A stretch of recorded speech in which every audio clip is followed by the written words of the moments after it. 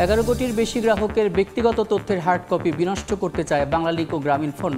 কাগজে সংরক্ষণের বাড়তি ব্যয় ও নিরাপত্তার ঝুঁকি নিতে নারাজ। বিদেশে হুন্ডিতে টাকা পাঠিয়ে ডলারে রূপান্তর করে সম্পত্তি ক্রয়। সাবেক মন্ত্রী জাভেদের হাজার কোটি টাকা পাচারের প্রমাণ দুদকের হাতে, 2 সহযোগীর স্বীকারোক্তি। ভোজ্য তেলের দাম বৃদ্ধির সিদ্ধান্ত, লিটারে কত টাকা বাড়ছে শিগগিরই জানাবেন ব্যবসায়ীরা। সরবরাহ স্বাভাবিক থাকায় বিক্রি আগের দরে। নীলফামারীর জিটিসিএল ও পিজিসিএল এর 2 কেন্দ্র থেকে 2 বছর ধরে গ্যাস সরবরাহ বন্ধ। সংকটে ইপিজেড সহ শিল্প কারখানাগুলো বাধ্য হয়ে চড়া দামে কিনছেন ব্যবসায়ীরা। এবং যুক্তরাষ্ট্রে পাড়ির স্বপ্ন ভাঙছে শত শত ভারতীয় শিক্ষার্থীর। H1B ভিসার ফি 1 লাফে বেড়ে $1 লাখ। মার্কিন অর্থনীতিতেও বিরূপ প্রভাব পড়ার শঙ্কা।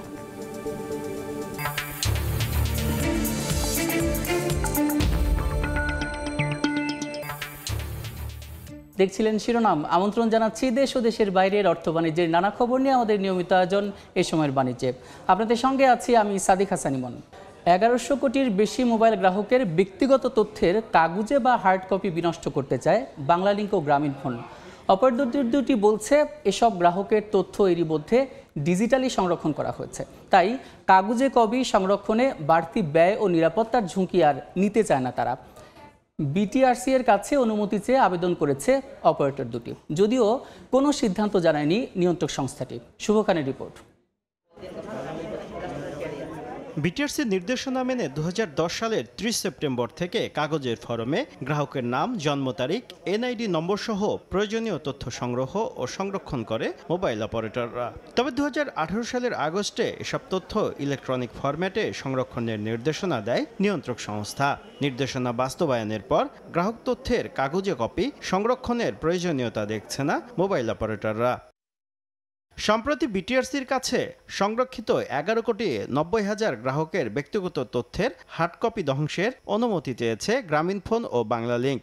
বাংলালিংক বলছে 2018 সাল পর্যন্ত তাদের কাছে 7 কোটি 10 লাখ 71 হাজার 164 জন গ্রাহকের হার্ড কপি রয়েছে। এর মধ্যে 2 কোটি 93 লাখ 59 হাজার 662টি হার্ড কপি ধ্বংস করার জন্য প্রস্তুত রয়েছে। প্রায় 1 লাখ বাক্স এই একটা পুরো ওয়্যারহাউসে মেইনটেইন করতে হচ্ছে। এটার প্রয়োজনীয়তা নেই, কারণ অলরেডি আমাদের সফট কপি সব কিছু আছে। আর গ্রামীণফোন বলছে তাদের কাছে মোট হার্ড কপি রয়েছে 21 কোটি 26 লাখ 70 হাজার। এর মধ্যে ধ্বংস করার জন্য প্রস্তুত রয়েছে 8 কোটি 10 লাখ 90 হাজার। অর্ধ ফুটবল মাঠের সমান আমরা জায়গা অকুপাই করে রেখেছি এই কাগজগুলোকে রাখার জন্য। যেহেতু এটার সব ধরনের স্ক্যান কপি আমরা করেছি, সেক্ষেত্রে যদি তারা এগ্রি করে, আমরা প্রপার রিসাইকেলিং এর মাধ্যমে এই জিনিসগুলোকে আমরা কিভাবে বিনষ্ট করতে পারি। তবে চূড়ান্ত সিদ্ধান্ত নেয়ার আগে ফাইলগুলো পুনঃনিরীক্ষণের পক্ষে বিটিআরসি। বর্তমানে দেশের 18 কোটি 88 লাখ গ্রাহককে মোবাইলে ভয়েস ও ইন্টারনেট সেবা দিচ্ছে 4 অপারেটর। শুভ খান, সময় সংবাদ, ঢাকা। অংশীজনদের নানা দাবি আপত্তির মধ্যে এই টেলিকমিউনিকেশন নেটওয়ার্ক অ্যান্ড লাইসেন্সিং পলিসির গেজেট প্রকাশ করেছে সরকার।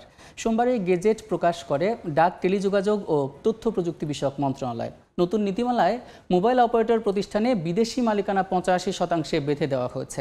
2027 সালের পরে থাকছে না 13 কোটি গ্রাহককে ইন্টারনেটের যোগান দেওয়া আইআইজি অপারেটর, বাদ যাচ্ছে IGW, ICX এর মতো প্রতিষ্ঠানগুলো। তাই এই নীতিমালা নিয়ে আদালতে যাওয়ার ঘোষণাও দিয়েছেন তারা। যদিও সরকার বলছে নতুন এই নীতিমালার মাধ্যমে টেলিকম খাতে একক নিয়ন্ত্রণ ও মধ্যস্বত্বভোগীদের দৌরাত্ম্য কমানো সম্ভব হবে। সুলভ মূল্যে সেবা পাবেন গ্রাহকরা। এর আগে 4 সেপ্টেম্বর নতুন টেলিকম নীতিমালায় অনুমোদন দেয় উপদেষ্টা পরিষদ।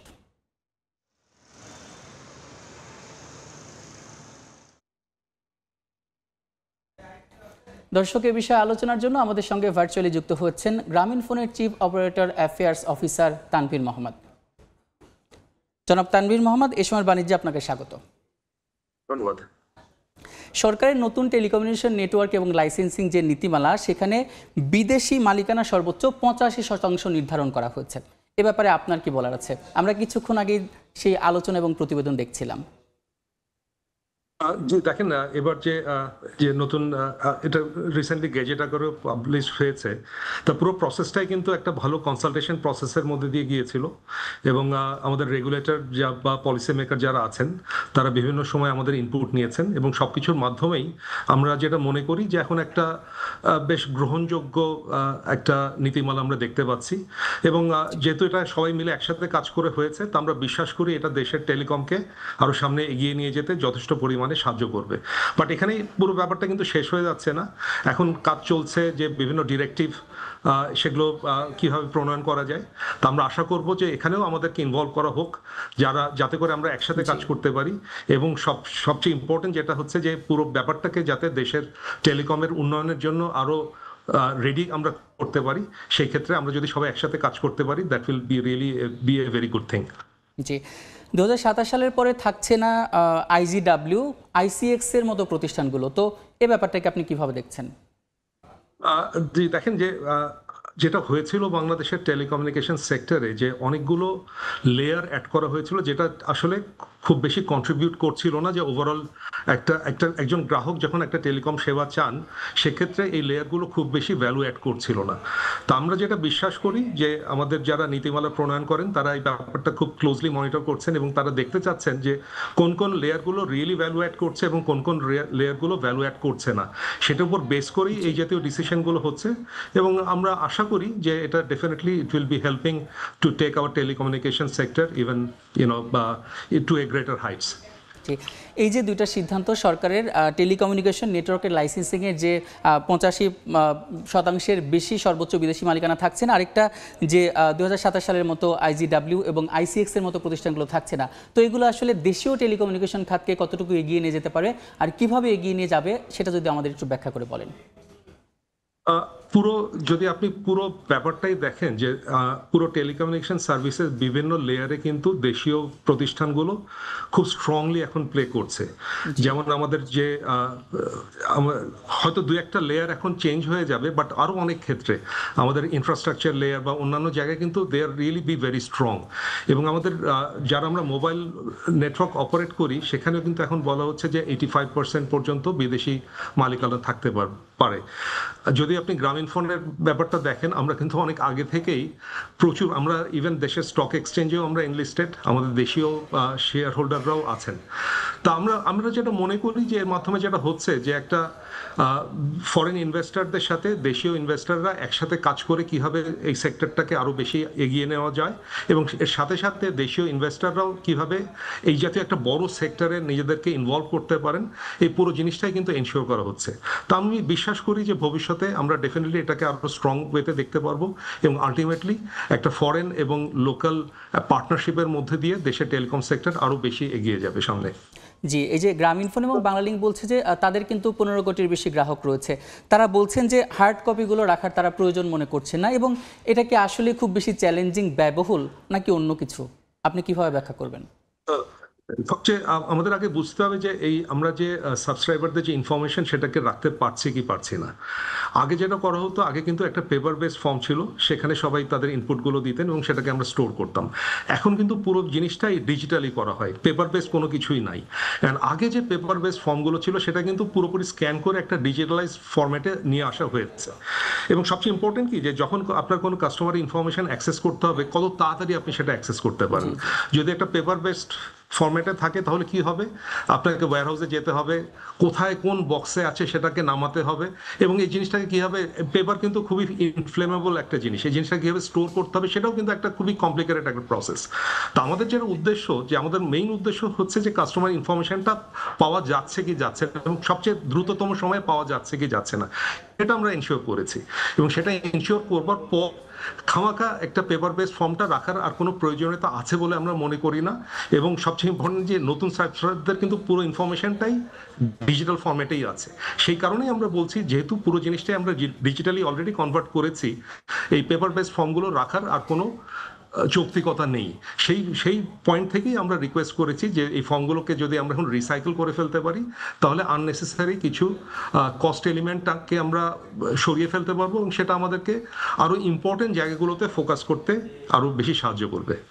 জি, এই যে কাগজে যে আপনি বলছেন যে ইনফরমেশনগুলো সেগুলো আসলে সরিয়ে ফেলার জন্য কতটুকু সতর্কতা অবলম্বন করতে হবে এই সময় এসে দাঁড়িয়ে? আরেকটা কথা রয়েছে, যেসব কপি বিনষ্ট করা হবে সেক্ষেত্রে আইনি কোনো বাধ্যবাধকতা বা কোনো জটিলতা আছে কিনা? আমরা পুরো জিনিসটাই actually legal point of view থেকেও দেখছি। তো আমরা যেটা মনে করি যে যেহেতু আমরা ডিজিটালি পুরো ইনফরমেশনগুলোই ঠিকমতো স্টোর করতে পারছি, সেই ক্ষেত্রে এই কোনো হার্ডলস থাকার কথা নেই। এবং এর সাথে সাথে যে পুরো জিনিসটাই কিন্তু আমরা মেক শিওর করি যখন এটাকে স্ক্যান করা হয় যে সবগুলো ইনফরমেশন প্রপারলি স্ক্যান করা হয়েছে কিনা, এবং সেই প্রত্যেকটা ইনফরমেশনই আমাদের ডেটাবেসে কিন্তু প্রপারলি ইনকর্পোরেট করা হয়ে গেছে। সেই কারণেই আমরা কনফিডেন্ট যে আমরা will not be losing any information যদি এই কাগজে যে ফর্মগুলো ছিল সেটাকে আমরা নষ্ট করে ফেলি। এর কারণ হচ্ছে যে আমরা পুরো ইনফরমেশনটাই আমাদের ডেটাবেসে অলরেডি নিয়ে আসতে পেরেছি।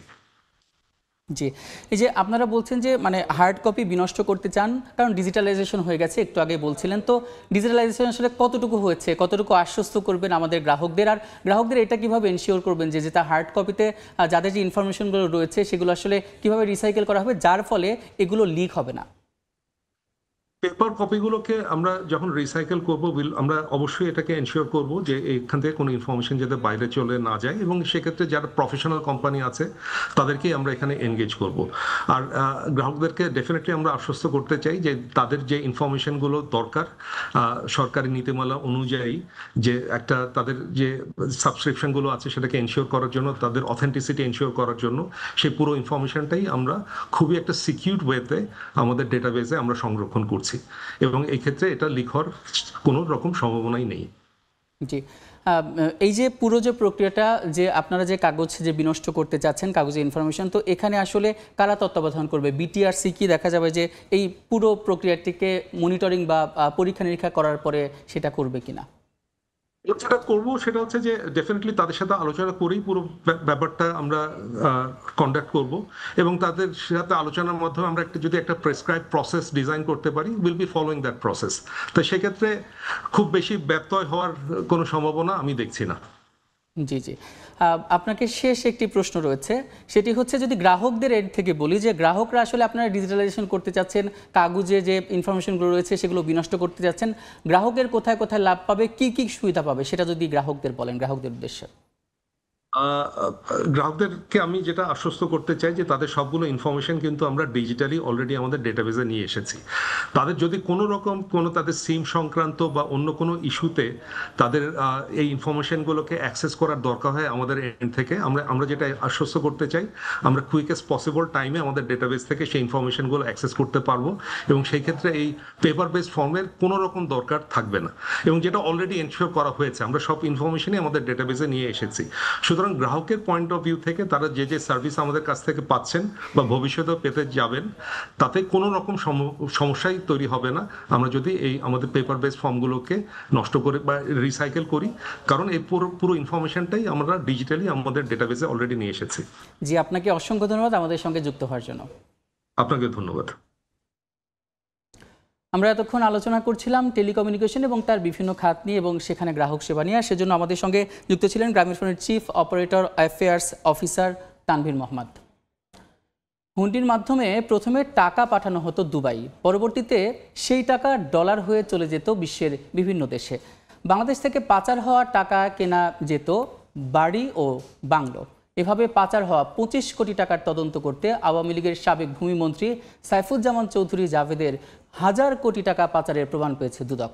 জাভেদের শিল্প গ্রুপের 2 কর্মকর্তার আদালতে দেওয়া স্বীকারোক্তিমূলক জবানবন্দিতেও উঠে এসেছে টাকা পাচারের নানা তথ্য। চট্টগ্রাম থেকে বিস্তারিত জানাচ্ছেন পার্থপ্রতিম বিশ্বাস।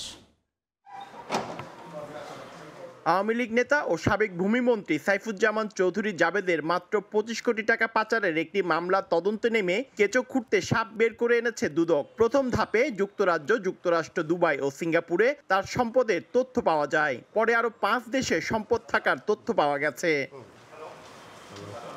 মামলার তথ্য অনুযায়ী 25 কোটি টাকা ঋণ নিতে গিয়ে জাবেদ জালিয়াতির আশ্রয় নেন। নিজ ব্যবসা প্রতিষ্ঠান আরামিড গ্রুপের কর্মচারীকে নাম সর্বস্ব ব্যবসা প্রতিষ্ঠানের মালিক সাজিয়ে নেওয়া হয় ঋণ। সেই ঋণ আরও কয়েকটি নাম সর্বস্ব ব্যবসা প্রতিষ্ঠানের নামে খোলা ব্যাংকের অ্যাকাউন্টে স্থানান্তর করা হয়। এরপর সেই টাকা পাচার করা হয়েছে বিশ্বের বিভিন্ন দেশে। মামলা তদন্তে নেমে গত 17 সেপ্টেম্বর রাতে আরামিড গ্রুপের 2 এজিএম আব্দুল আজিজ ও উৎপল পালকে নগরীর ডবল মোরিং থানা এলাকা থেকে গ্রেফতার করে দুদকের একটি দল। এরপর তাদের আদালতের নির্দেশে 5 দিনের রিমান্ডে নিয়ে জিজ্ঞাসাবাদ করা হয়। গত সোমবার 164 ধারায় চট্টগ্রামের মেট্রোপলিটন ম্যাজিস্ট্রেট আদালতে স্বীকারোক্তিমূলক জবানবন্দি দেন তারা। কিভাবে টাকা পাচার হয়েছে দেশ থেকে, তো কিভাবে টাকাগুলো পাচার হওয়ার পরে এই পাচারকৃত টাকার মাধ্যমে যে অবৈধ সম্পত্তি অর্জিত হয়েছে দেশের বাইরে, এই দেশের বাইরে অবৈধভাবে অর্জিত সম্পত্তিগুলোই তারা দেখাশোনা করতেন। দুদকের তথ্য অনুযায়ী আরামিড গ্রুপের এজিএম উৎপল পাল সাবেক মন্ত্রী জাবেদের ব্যক্তিগত কর্মকর্তা হিসেবে বিদেশের সম্পদ অর্জন ও দেখাশোনার দায়িত্বে ছিলেন। উৎপল দেশ থেকে দুবাই ও দুবাই থেকে যুক্তরাজ্য সহ বিভিন্ন দেশে জাবেদের পরিবারের অর্থ পাচার প্রক্রিয়ার সঙ্গে জড়িত।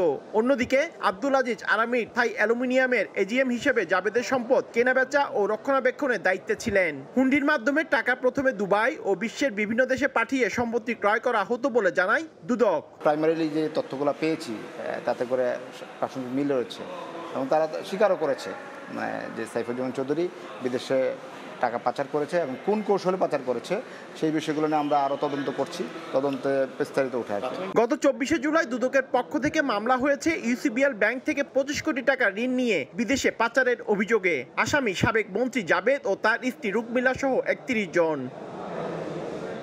পার্থপ্রতিম বিশ্বাস, সময় সংবাদ, চট্টগ্রাম।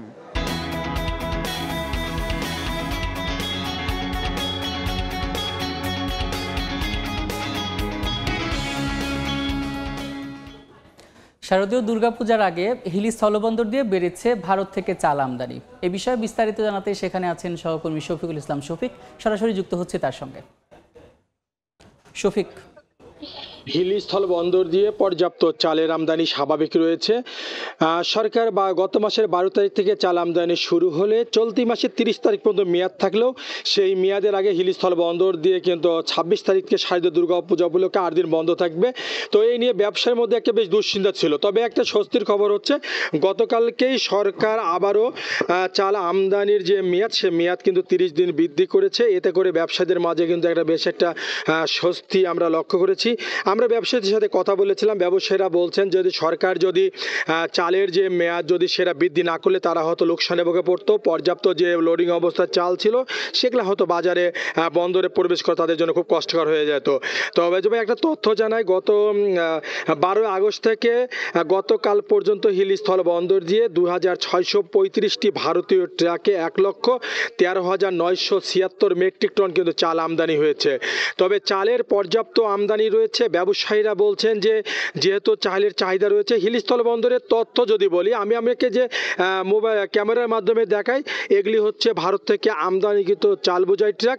বন্দরের হিসাব মতো এখানে সারিবদ্ধভাবে 301টি ট্রাক চাল বোঝাই ট্রাক দাঁড়িয়ে আছে, সেগুলো হচ্ছে বিক্রির অপেক্ষায়। তবে ব্যবসায়ীরা বর্তমানে বন্দর কর্তৃপক্ষ বলছেন যে পরিমাণ চাল বন্দরে প্রবেশ করছে হয়তো দ্রুত খালাস না করলে বন্দরে হয়তো জায়গার একটা সংকলন দেখা দিতে পারে, এমনটা বন্দর কর্তৃপক্ষ বলছেন। তবে আমদানিকারকরা বলছেন যেহেতু তাদের আমদানি পর্যাপ্ত হওয়ার পিছনে কারণ হিসেবে তারা বলছেন যেহেতু আগামী 26 তারিখ থেকে 8 দিনের জন্য যে হিলিস্থল বন্দর বন্ধ হয়ে যাবে, আমদানি রপ্তানি বন্ধ থাকবে, সেই সময় হয়তো সেই কারণেই কিন্তু তারা চালের আমদানি তারা বৃদ্ধি করেছে। তবে হিলিস্থল বন্দর দিয়ে যেসব চাল আমদানি হচ্ছে সে চালগুলো কিন্তু বন্দর থেকে তারা বিক্রি করছে। তবে এখানে প্রচুর পরিমাণ কিন্তু এখানে বাহির থেকে পাইকারি ব্যবসায়ীরা আছেন। চালের যেসব চালগুলো এখানে আমদানি হচ্ছে, সম্পা কাটারি স্বর্ণা চাল আমদানি হচ্ছে, বিভিন্ন জায়গাতে পাইকারি ব্যবসায়ীরা আসছেন। তো সব মিলে বলা যেতে পারে হিলিস্থল বন্দরে চালের আমদানি স্বাভাবিক রয়েছে, বেচা বিক্রি স্বাভাবিক রয়েছে। তবে আমদানি আগামীতে আরও বাড়বে এমনটাই বলছেন। হিলিস্থল বন্দর থেকে চাল আমদানি নিয়ে এতটুকু ছিল আমাকে সর্বশেষ। হিলি স্থলবন্দর থেকে যুক্ত ছিলেন সহকর্মী শফিকুল ইসলাম শফিক। সপ্তাহের 3য় কার্যদিবসে সকাল থেকে মিশ্র প্রবণতা দিয়ে চলছে লেনদেন। বিস্তারিত জানাতে নিয়ে যাচ্ছি ডিএসসি ওয়েবসাইটে। গতকাল আমরা দেখেছিলাম যে 544 কোটির লেনদেন হয়েছে, সেটা কিন্তু বিগত কয়েক মাসের তুলনায় সর্বনিম্ন, এবং দেখা যাচ্ছে যে প্রধান সূচক সেটিও কিন্তু 5332 পয়েন্টের কাছাকাছি ছিল, সেটাও কিন্তু দেখা যাচ্ছে যে কয়েক মাসের মধ্যে সর্বনিম্ন। যদি আমরা বলি যে আজকেও কিন্তু এখন পর্যন্ত 3টি সূচকই নিম্নমুখী প্রবণতায় রয়েছে। কিছুক্ষণ আগে যদি আমরা মিশ্রমুখী প্রবণতায় বলেছিলাম এবং দেখেছিলাম, এখন কিন্তু নিম্নমুখী প্রবণতায় রয়েছে। এবং প্রধান সূচক ডিএসসি এক্স সেটি 9 পয়েন্ট কমে এখন অবস্থান করছে 5328 পয়েন্টের কাছাকাছি। দেখাচ্ছি।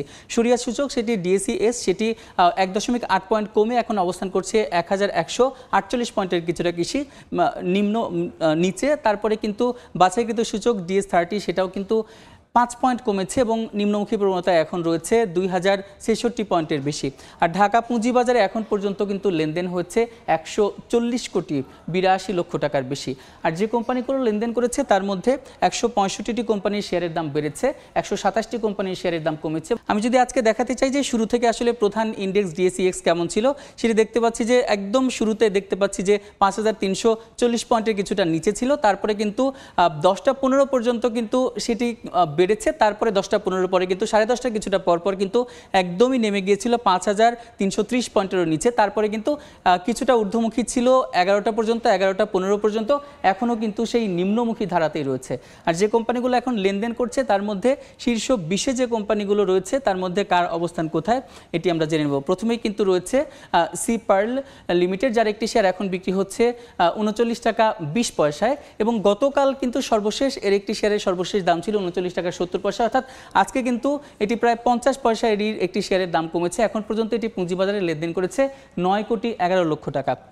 দ্বিতীয় অবস্থানে রয়েছে এশিয়াটিক ল্যাবরেটরিজ লিমিটেড, যার একটি শেয়ার এখন বিক্রি হচ্ছে 57 টাকা 60 পয়সায়।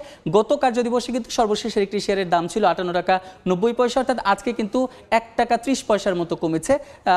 এবং এখন পর্যন্ত পুঁজিবাজারে এটি হচ্ছে 5 কোটি 17 লক্ষ টাকার লেনদেন করেছে। এবং তৃতীয় অবস্থানে কিন্তু রয়েছে ফারিস্ট, যার একটি শেয়ার এখন বিক্রি হচ্ছে 20 টাকা 10 পয়সায়। তো ঢাকা পুঁজিবাজারে যদি আমরা দেখি যে গত 3 মাস যাবত কিন্তু বেশ ভালো ঊর্ধ্বমুখী প্রবণতায় ছিল এবং আজকে দেখতে পাচ্ছি যে গত কিছুদিন যাবতই কিন্তু ঢাকা পুঁজিবাজারে কিন্তু দেখতে পাচ্ছি যে নিম্নমুখী প্রবণতায় কিন্তু ছিল এবং আজকেও কিন্তু সেটা রয়েছে নিম্নমুখী। দেখা যাক আসলে ঢাকা পুঁজিবাজার কতটা চাঙ্গা হয়। তো ঢাকা স্টক এক্সচেঞ্জের ওয়েবসাইট থেকে এই ছিল আমার কাছে লেটেস্ট আপডেট। সয়াবিন ও পাম অয়েলের দাম বৃদ্ধির সিদ্ধান্ত হলেও লিটারে কত টাকা বাড়ছে সে ঘোষণা এখনও আসেনি। ভোজ্য তেলের বাজার পরিস্থিতি জানাতে এই মুহূর্তে রাজধানীর মোহাম্মদপুর টাউন হল বাজারে আছেন সহকর্মী MS আরাফিন। সরাসরি যুক্ত হচ্ছে তার সঙ্গে। আরাফিন, গতকাল কিন্তু বাণিজ্য মন্ত্রণালয়ের সঙ্গে ভোজ্য তেল উৎপাদনকারী ও পরিশোধনকারী যে প্রতিষ্ঠানগুলো রয়েছে তাদের সঙ্গে কিন্তু একটি বৈঠক অনুষ্ঠিত হয় এবং বৈঠকের পর কিন্তু সরকার পূর্বাভাস দিয়েছে যে ভোজ্য তেলের দাম কিন্তু আবারও নতুন করে বাড়তে পারে। সবশেষ গত মাস চারেক আগে কিন্তু লিটারে প্রায় 14 টাকা বাড়িয়ে বোতলজাত সয়াবিন তেলের দাম 189 টাকা নির্ধারণ করা হয়। সেই দামেই কিন্তু এখন পর্যন্ত আমরা রাজধানীর বাজারগুলো ঘুরে দেখেছি যে একই দামে কিন্তু এখন পর্যন্ত সয়াবিন তেল সহ অন্যান্য পাম অয়েল কিংবা খোলা তেল বিক্রি হচ্ছে।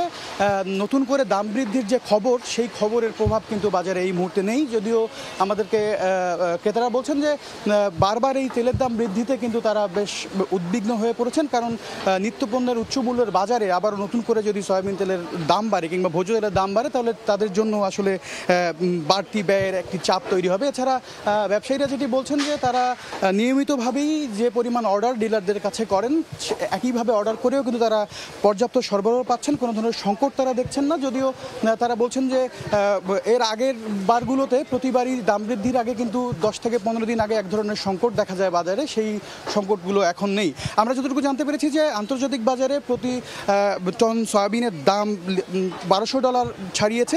এটি কি যুক্তি হিসেবে কিন্তু উৎপাদনকারী প্রতিষ্ঠানগুলো সরকারের সঙ্গে আলোচনায় বসেছিল এবং তারা চান যে সয়াবিন সহ ভোজ্য তেলের দাম যেন আবার বাড়ানো হয়। এবং আরেকটি বিষয় জানিয়ে রাখতে চাই যে গত 15 সেপ্টেম্বর কিন্তু সকল ধরনের ভোজ্য তেল আমদানিতে উৎসে কর 1% বাড়িয়েছে সরকার।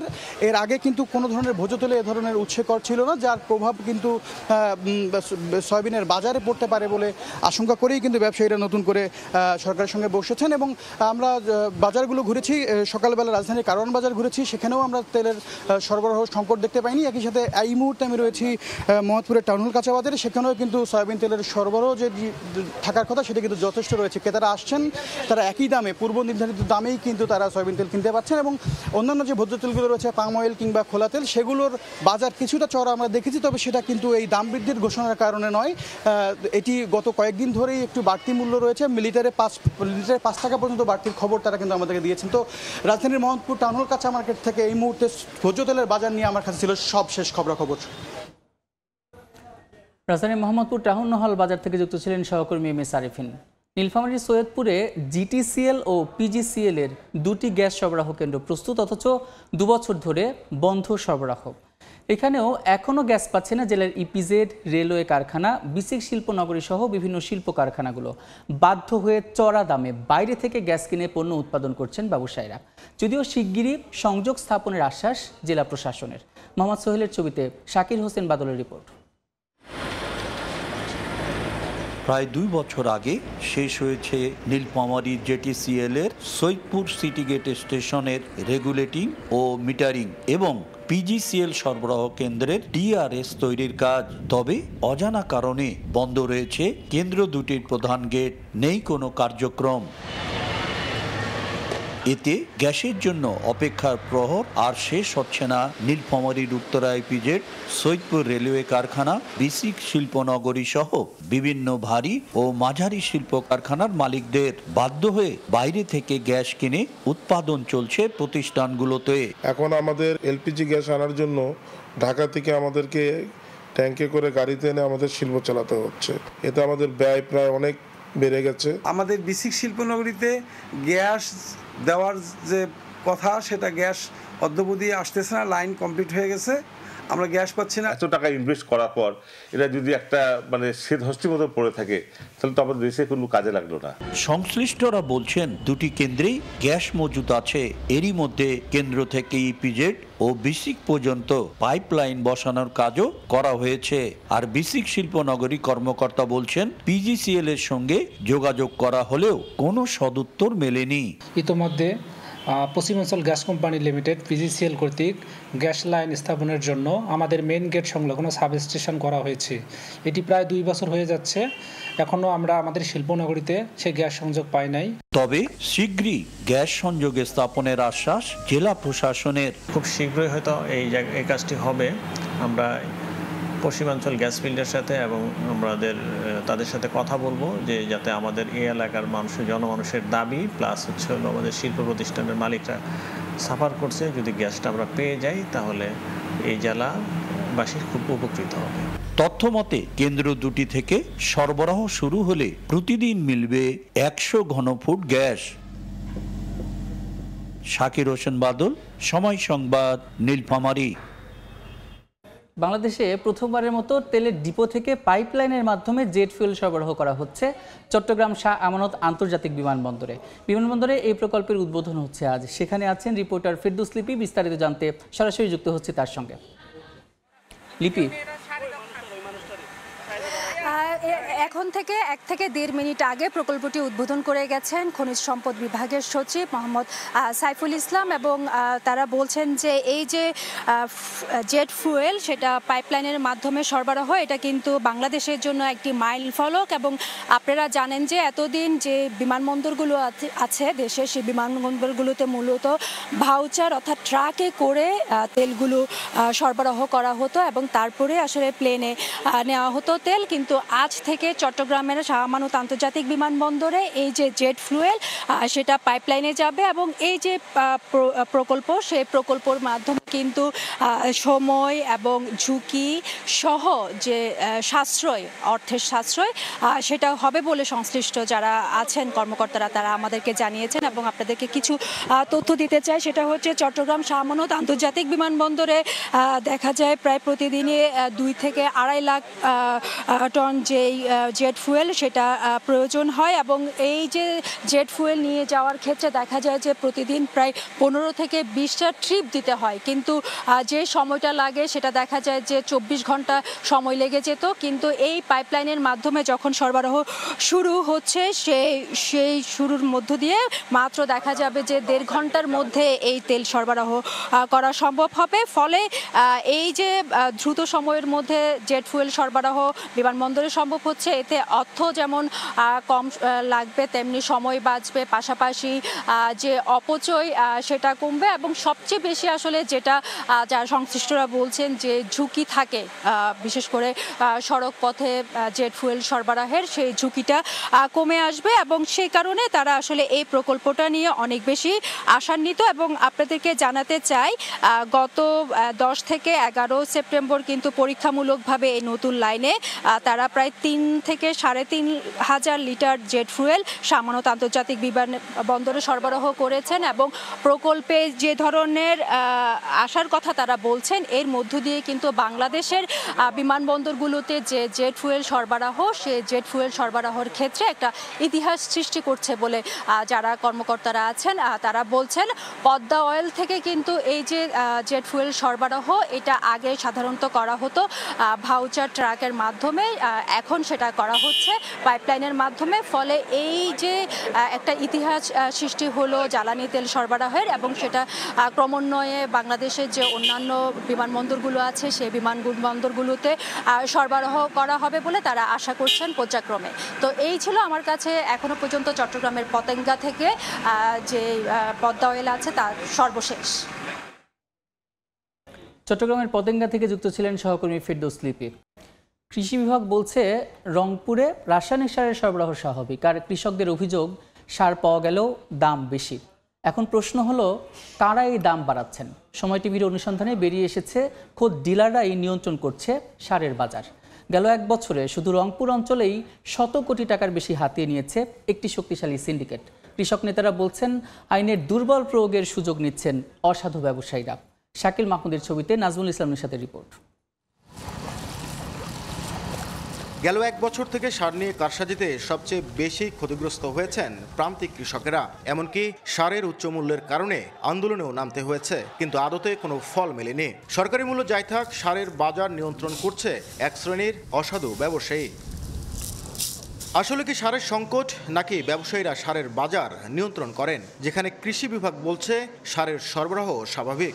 সেপ্টেম্বর মাস শেষ হওয়ার সাথে সাথেই অক্টোবরের 1 তারিখ থেকে অক্টোবরের সার উত্তোলন হবে।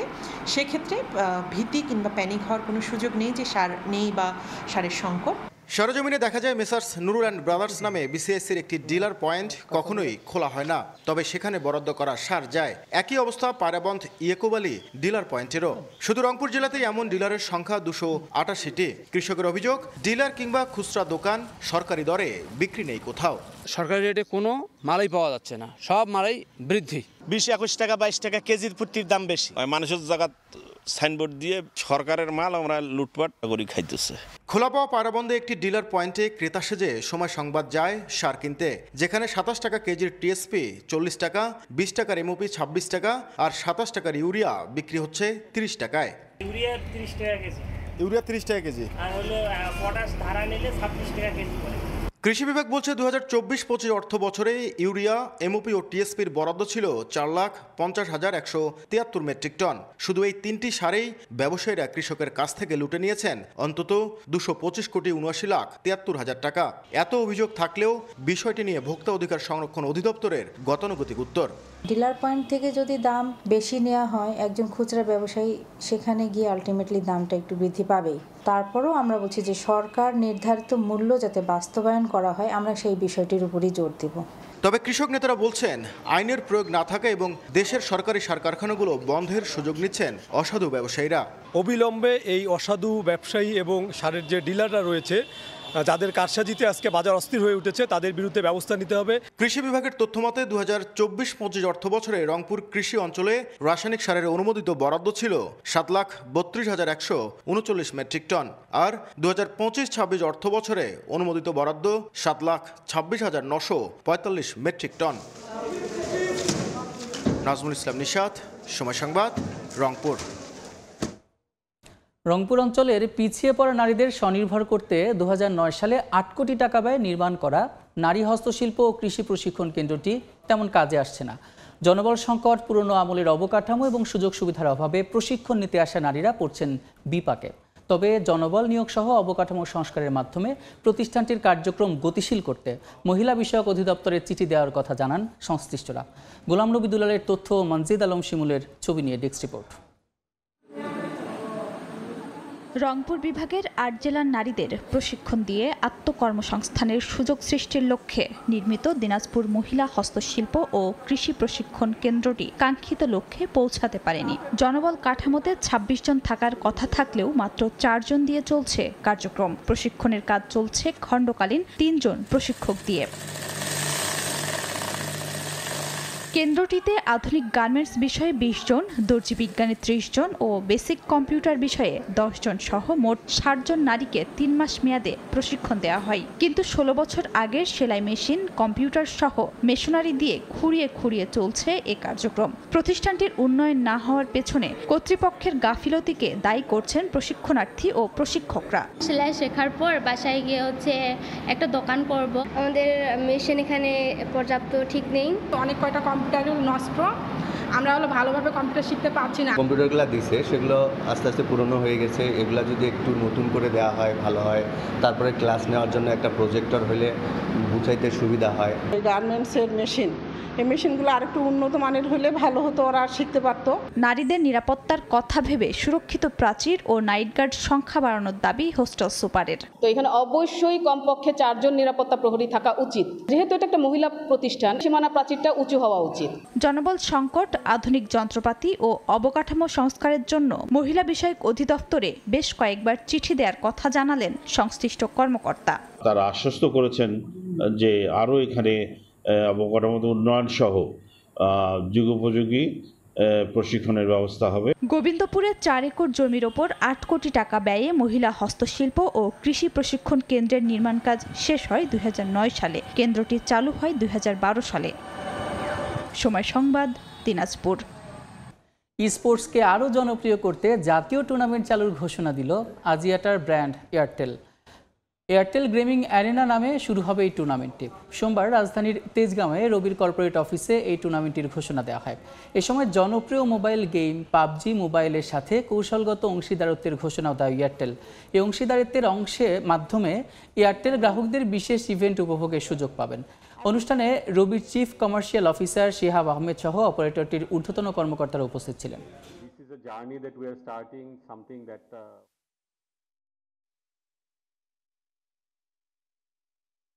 প্রায় ১.৫ কোটি ২ কোটির মতো ইন্ডিভিজুয়াল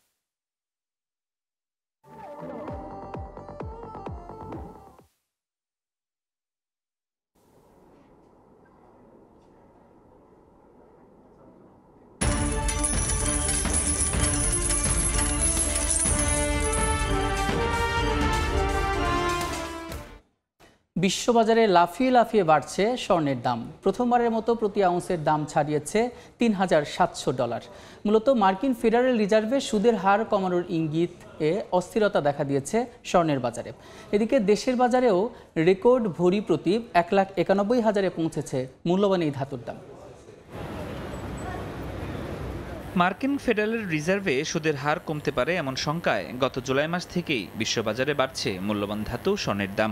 তবে গত কয়েকদিনে দাম বাড়ার পাল্লায় নতুন করে হাওয়া লেগেছে। এক মাসের ব্যবধানে প্রতি আউন্স সোনার দাম বেড়েছে প্রায় $৪০০। ট্রেডিং ইকোনমিক্সের তথ্য, মঙ্গলবার সকালে বিশ্ববাজারে প্রতি আউন্স স্বর্ণ বিক্রি হচ্ছে $৩,৭৪৪। এর আগে এই দাম কখনো $৩,৭০০ ছাড়ায়নি। মাস ব্যবধানে দাম বেড়েছে ১১.২৭%। এদিকে বৈশ্বিক বাজারে স্বর্ণের দামের অস্থিরতার প্রভাব পড়েছে দেশের বাজারেও। রোববার সোনার দাম বাড়ানোর পর সোমবার আবারও মূল্যবান এই ধাতুর দাম সমন্বয় করেছে বাংলাদেশ জুয়েলার্স সমিতি বাজুস। নতুন সিদ্ধান্ত অনুযায়ী আজ থেকে ২২ ক্যারেটের প্রতি ভরি স্বর্ণের দাম নির্ধারণ হয়েছে $১,৯১,১৯৬ টাকা। এছাড়া ২১ ক্যারেটের প্রতি ভরি $১,৮২,৪৯৫ টাকা, ১৮ ক্যারেটের $১,৫৬,৪২৬ টাকা এবং সনাতন পদ্ধতির স্বর্ণ $১,১৯,৯৯৭ টাকায় বিক্রি হবে। পূর্বাভাস বলছে চলতি বছরের শেষ দিকে বিশ্ববাজারে প্রতি আউন্স স্বর্ণের দাম ছাড়াতে পারে $৪,০০০। ফরদুর রহমান, সময় সংবাদ। যুক্তরাষ্ট্রে যাওয়ার স্বপ্ন ভেঙে যাচ্ছে শত শত ভারতীয় শিক্ষার্থীর। ট্রাম্পের H-1B ভিসা নীতির বদল মরার ওপরে খাড়ার ঘা হয়ে উঠছে তাদের জন্য।